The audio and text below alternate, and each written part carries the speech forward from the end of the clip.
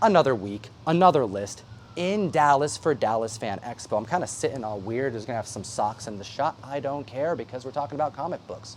Let's get into it. At the list at number 10, we have Star Wars 35. This is a fresh variant by Phil Noto that's hitting $30 average sales. Little is known between the times of Empire Strikes Back and the Return of the Jedi. Luke finds out about Anakin being his father, gets his hand chopped off, loses his lightsaber, but then we see him in Return of the Jedi with a brand new lightsaber and no story about how he acquired it. Well, that is being filled canonically in the comic books right here, right now, between Darth Vader, Star Wars, Dr. Aphra, and the ongoing Bounty Hunters comic line. This variant shows Dr. Kuwata, the specialist of the crystals needed for Luke to repair his current lightsaber and to begin the process to make his own. This is just a cool shot and a great variant to consider if you're a Star Wars fan. Hit the like, slap the subscribe, but also download best comic app in existence, Key Collector Comics. If you use code TOM101, you get a free 2-week subscription of the app. You also support the show and everything we do, but you enhance your comic collecting and you can be up on variant drops just like this one way in advance. So you know you can reach out to your LCS and let them know, I need this book. Put it in my box. And that brings us to number 9 on the list with G.I. Joe Transformers issue number 1. This is the first crossover series featuring both properties and a $3 average sale with a recent $400 high for a CGC 9.8. And wait for it, an increase of copies sold of 380% tells me that something is happening and we're just not sure what it is. We were hypothesizing weeks ago that it had to do with the new Transformers movie.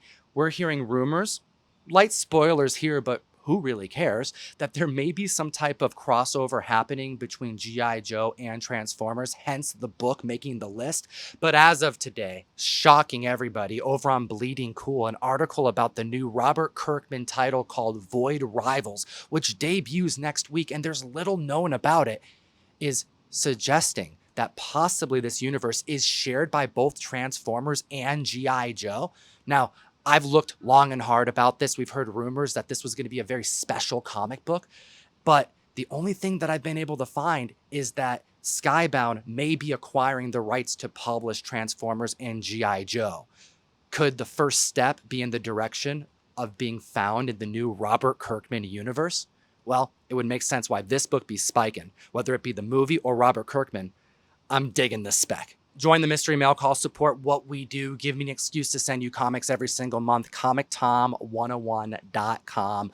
1 per box. We have a Shadow Clone Spider-Gwen issue number 1 trade dress. This is done by Ariel Diaz and going in 1 per box. We also have Disney Villains Maleficent, Johnny Desjardins cover, also 1 per box with Virgins going out at random. Link in the description. Give us an excuse to send you some comics and you support the show. Next at the list at number 8 is the first cameo appearance of Damian Wayne. Batman 655. Love this book. And it's come down a little bit. Actually, a lot of these books are quite affordable. And I'm suspecting that despite them trending hard and people buying a lot of them, the price being so low is why we're seeing such an extravagant gains on all these titles. Point in case, this book hitting $50 average sales and $255 for a CGC 9.8. The heights were reached of this book back in May 2020 for $500 and was creeping around that $300 to $400 marker all year long since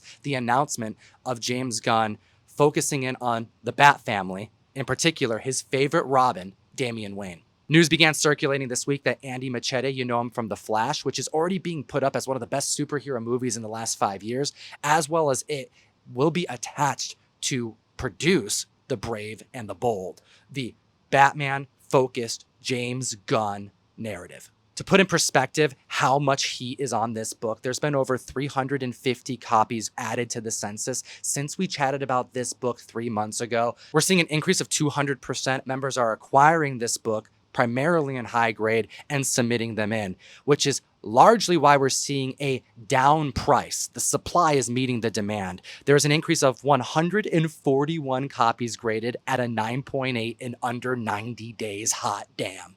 We've been talking a lot about Superman, Swamp Thing, you know, James Gunn stuff, but don't forget about Green Lantern. Don't forget about Paradise Lost. Don't forget about Brave and the Bold. These are all going to be, I think, surprise hits, just like everything else James Gunn does.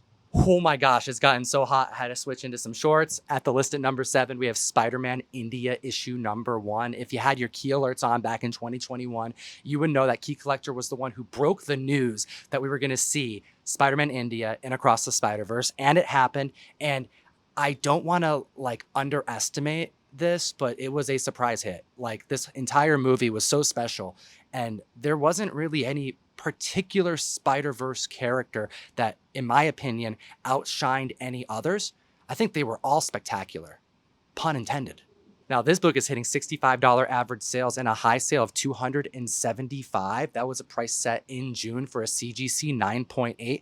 But the heights this book reached was $1,000. And that happened back in 2021.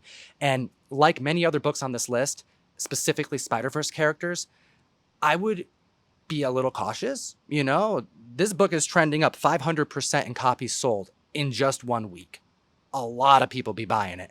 However, when you combine the heightened CGC census count, you know, supply meeting the demand, but then also just the sheer brilliance that this character was on screen, seeing a price dip to this amount and being available right now post-movie, like, this is unheard of. Typically, this is when the books are getting to be a little out of reach, and you may want to wait to see if they come down a little bit, but the book is so down that I'm even looking for it.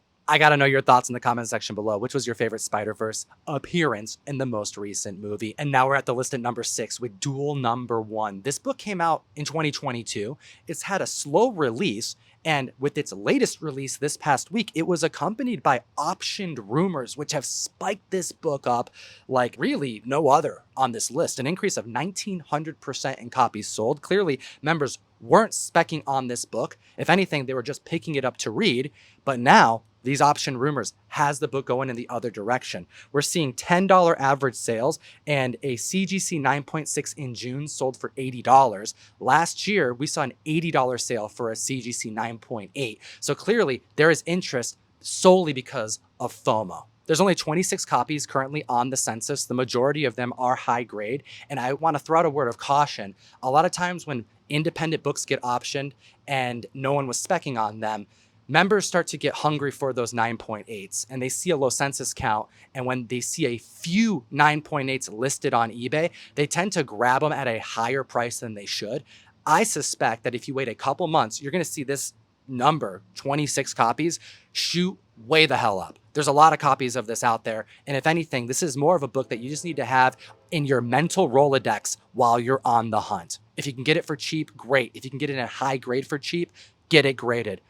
Better to be patient on something like this. It could be a long time till we see any updates on this option status. And now we're at the list at number 5 with Ultimate Fallout issue number 4. This is the second printing. The first appearance of Miles Morales is shooting up, and because it's more affordable than the first, and by the way, came out simultaneously as the unmasked second printing variant, this book is looking better and better by the day. Let me go over some of these numbers here. We have $65 average sales. A CGC 9.8 hit $275. But check this out. The heights this book reached was in the $1,100 to $1,200 range. This book is down by $1,000, and we are 1 week out after release of the Miles Morales movie. An increase of 450% is strong. Is it because of Miles? Yes. Is it because this is an awesome cover?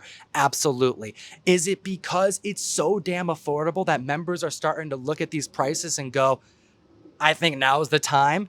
Oh, and there's a live action movie in development, and Spider-Gwen also is getting the same type of treatment, but no one's talking about it?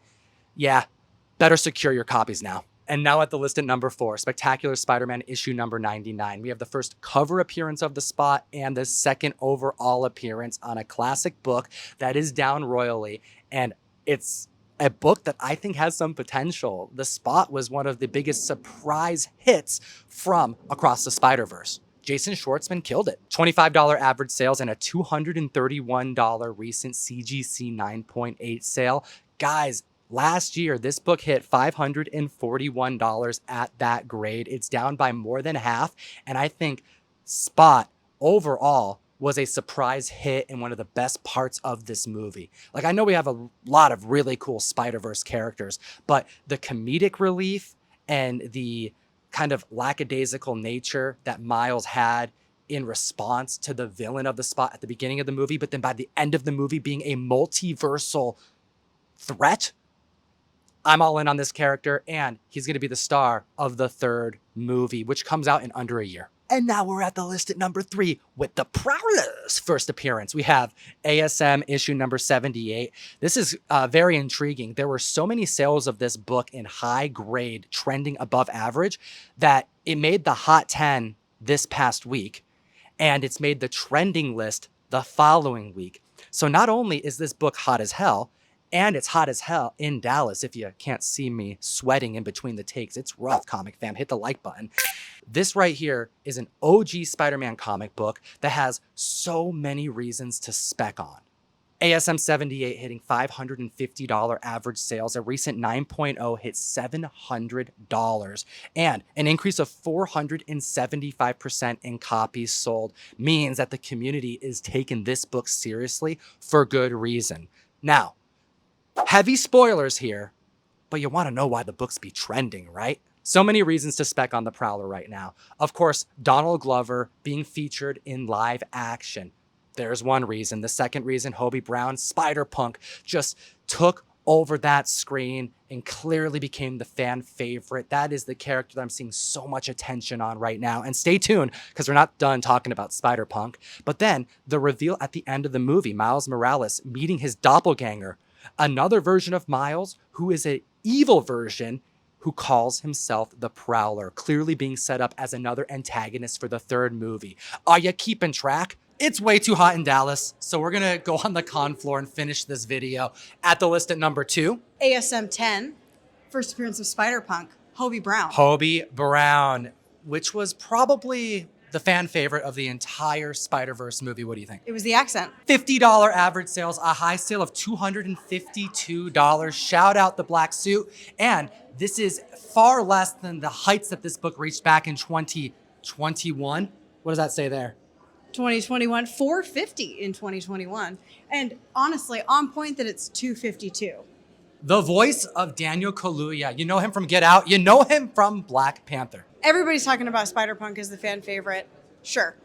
I'm biased. I think Spider-Gwen was obviously the best, given the hair. All of the watercolor effects around her throughout every time she was on the screen and all of the good zoom-in shots that they did of her made the movie choice for me. Everyone's talking about the live-action Miles Morales announcement, but not enough people are talking about the Spider-Gwen announcement that happened last week. Going to be leading her own film, and we're all so very excited. She's always deserved her own film. Okay. Spider-Punk was so hot, however, that there was an increase of 500% in copies sold. Clearly, this is the fan favorite, despite what Hair in Heavens has to say. Hit the like, slap the subscribe button, and at the list at number 1, clearly the surprise antagonist, Miguel O'Hara, Spider-Man 2099.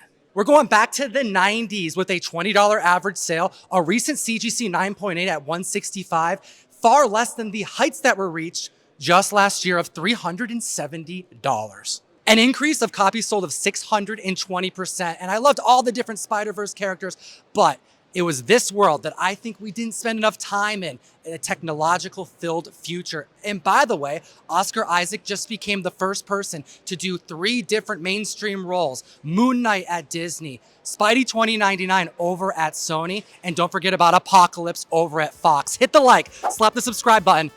And I got to go do some hunting. Geek responsibly. Enough said. I've done too many outros. I'm just gonna have Ben do it. This is Ben TEMPLESMITH, living horror legend. I'm drawing the book of CRASHDOWN, Whatnot's first real horror comic, and it's coming soon from this beautiful man right here, and me. Thanks for watching the video. Thanks for ordering CRASHDOWN, or about to order it right now, right? Please? See you guys. We love you.